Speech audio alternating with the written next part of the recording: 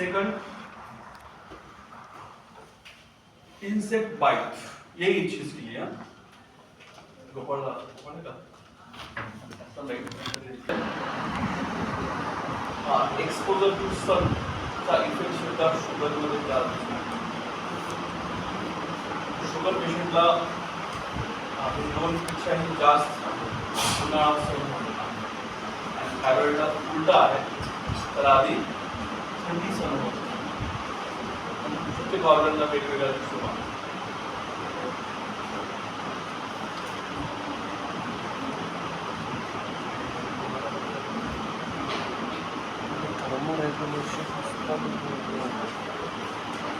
thermoregulation पण disturb.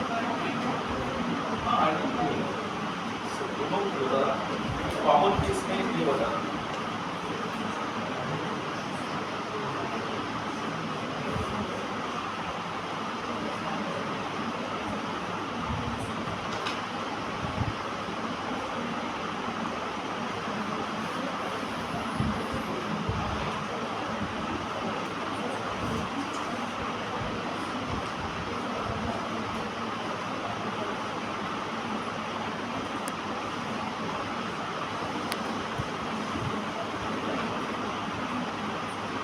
Photosensitivity reaction, exposure to sun, insect bite, and can occur spontaneously. 10% incidence in diabetes.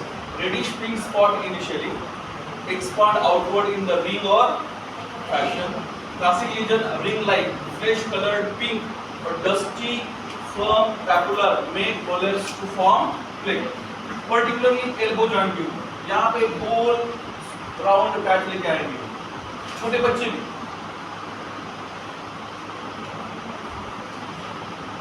त्यांना असं विचारायचं थोडा आवडतं आपण पहिली रिएक्शन ती समजायची की एक्स्ट्रा डाएट मध्ये शुगर असलं त्यांना असा रेडिश पॅच होऊ शकतो. ते एल्बोवर एकदम कानाच्या टोकावर सिम्पॅथेटिक एरिया ट्यूबरक्युलर मायलिन नेहमी सांगत असतो मी. आणि तुम्ही कितीतरी पेशंट बघितलं तुम्ही तो प्री डायबिटिक कडे जाणार आहे. तुम्ही वाचला चांगली गोष्ट आहे पण त्यांना सांगू नका जाऊ सोडून द्या. आमची तर लीड आहे ना हील होत नाही 2-3 वेळेस रिपिटेशन झालं मग त्यांना शुगर चेक करा. मग बघा 100% सांगतो. म्हणून असे प्रॉब्लेम आहेत तुम्ही नेहमी बघता. पर्टिक्युलर कॉमन साइड बघा side specially finger on dorsal and lateral aspect of the hand and finger, forearm particularly elbow corner ला जास्त होतात. fingers च्या corner ला किंवा मध्य corner ला जास्त. आपण समजून घ्यायचं थोडं आता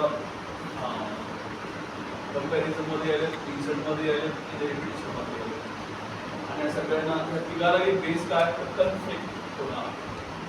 ओके हे प्रॉब्लेम होते देखून आले आणि असे रॅचेस हे फंगस नाही पण फंगस सारखं दिसतंय रिंग सारखं.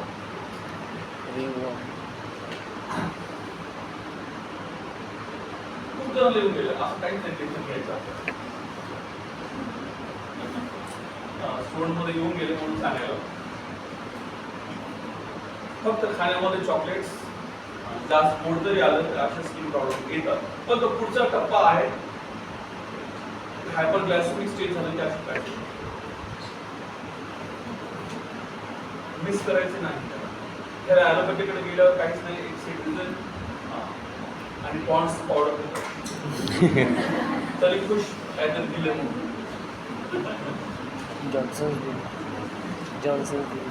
often resolves spontaneously. Disappearance of lesion has been reported after punctured with a needle or skin biopsy. Drug, local injection of triamcinolone, Dexon दिलं जात नाही पण स्टेरॉइड 100% दिलं जात नाही. बऱ्याच वेळेस डायबिटीज असेल प्युअर तर ॲस्पिरिन वगैरे सगळं यूज केलं जातं. बाकी आतापर्यंत वाचत येत आहे तर लक्षात ठेवा हा पॅच दिसतो ना हा एलिव्हेटेड असं वाटतं की पूर्णपणे फंगस आहे पण फंगस नाही. फंगस मध्ये आणि याच्यामध्ये काय पद्धत आहे sharp and raised edge fungus indication आहे. एवढा राइज नसतो फ्लॅट असतो, एरिया कम्प्लीट रिंग नसतो, थोडा इरेग्युलर रिंग लाईट ना राउंडेड आहे. लहान मुलांमध्ये असं होतं, जास्त गोल खाण्यामध्ये असं वाटतं की आपलं पॅरासायटिक इन्फ्लामेशन आहे. तर पॅरासायटिक नेहमी सांगतो चेहऱ्यावर बघत चला, मानेवर बघत चला, मुलांमध्ये सिम्पटम्स बटन रिजन हे असे जर पॅच आले ॲबनॉर्मल एरियावर तर डायबिटीज राहू शकतो. पुढचा पार्ट डायबिटिक डर्मोपॅथी. हा सगळ्यात कॉमन असलेला आपल्या महाराष्ट्रामधल्या लोकांमध्ये आहे.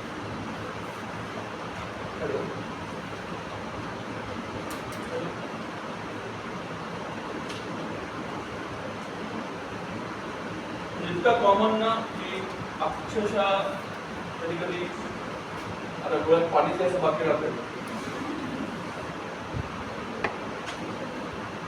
पहिले सुरुवातीला होत होतं असं, जसं मला आता कॉलेज लाईफमध्ये कधी एज्युकेशन बघताना होते हे दिसायला लागले ना की बर्ड कॉम्प्लिकेशन सुद्धा वाढतात, हार्ट अटॅकचे चान्सेस वाढतात. तेव्हा डायबिटीज तर आहेच आहे, पण डायबिटीज सोबत काय येतो हर्ट पण येतं. पण हे आधीच कळतं, तरी त्याला रोखू शकत नाही कारण की इतकं कन्फ्लिक्ट असतं माइंड आणि इनर प्रॉब्लेम सोबत कन्फ्लिक्ट असतं. प्रॉब्लेम आउटर असेल तर ठीक आहे, इनर असेल तर खूप अवघड आहे. मी सांगायचं हॅलो, तर लोकेशन बघा आता.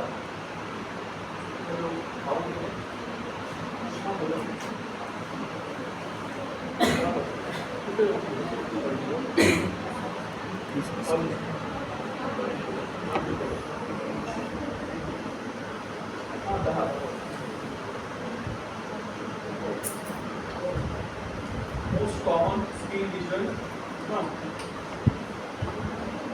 occurring in diabetes, pathophysiology, increased vascular vulnerability due to the diabetic predisposal. शब्द सुद्धा तसंच वापरला हा pathophysiology pre the skin to the develop of these lesions. म्हणजे डायबिटीसच्या आधीच येणार आहे खरं. Pigmentation is due to the deposition of hemosiderin in histocytes and excavated superficial erythrocyte. Histopathology, acute lesion. सुरुवातीला बघा edema of dermis and capillary dermis, extra vascular RBC, smears, lymphocytic infiltration. And older सगळ्यात जास्त बघायला मिळतो hyper keratosis, atrophy of rages, variable pigmentation of basal cells. हे जर लक्षात नाही राहिलं तर चालतं, त्याच्यामध्ये यायचं नसतं. पण या दोन्हीपैकी एक लिजन दिसू शकते आणि त्याला आपण डायबिटीस नेफ्रोपॅथी म्हणतो. ते असं पायावर येतं टाकं पिगमेंटेशनचे, reddish, brown, macular, irregular shape चढ शकतो. Commonly seen over the lower extremities, particularly tibial region.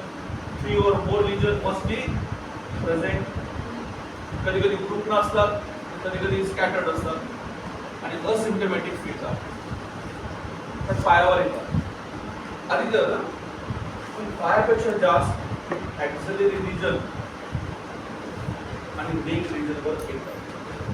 पण मी नेहमी सांगतो नेकवर डिस्कलेक्शन होत असेल तर ACTH कडे जायचा.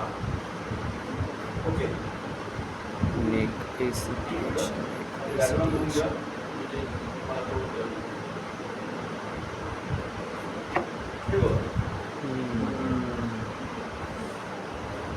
सगळ्यांना कॉमन हायपरग्लायसेमिक झालं खाऊन की लगेच हे बघायला मिळतं. हे इतकं वाटतं ना कम्प्लीट असा पूर्ण पॅच तयार करून निघायचं कॅन्व्हस पूर्ण ब्लॅकिश नेक. ठीक, सगळ्यात कॉमन आहे आपल्या महाराष्ट्रात डायबिटीसच्या प्री डायबिटिक सिम्पटम आहे.